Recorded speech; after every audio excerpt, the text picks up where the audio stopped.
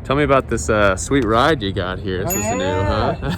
We got Betty's car. Oh, Look yeah. at this thing. We got it wrapped. Wrapped in the Looking sweet BI good. logo.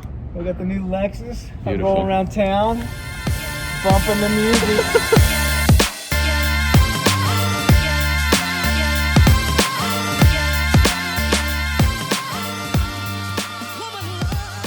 All right, Neil, so you guys just spent a decent amount of the last month or so kind of working on training and stuff. Kind of what was the hope for that the guys would take away from that training? So we did steps, basically what comes first as far as panels and skins and liner pins and all that stuff. So we wanted to do training on what's the fastest, what's the easiest, what's the best way to do it. So we videotaped everybody in the warehouse, all the installers, all the warehouse guys. So everybody knows their steps and what's the best way and fastest way to do it. Nice. How does that translate to our projects in the field? Everybody has an op, everybody has an install op. Basically we call ops. It's a station, a panel station, a skin station, a top cast station, glass station. So everybody has those ops.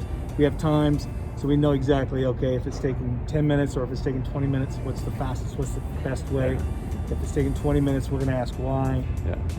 All that. The warehouse has their own ops as far as how the product goes out, how it's detrashed, how it's labeled, how it's on carts, library carts, four-wheelers, everything. So when it gets to the field, we can move through things faster, we can install things faster. Guys are more efficient. For sure. Yeah. All right, last question. So there was rumor that you and Lee were not the fastest at the workstation build. Is that true or is that fake news? That is so fake news. And I have video to prove it. So got it. If anybody wants to question that, pull it up.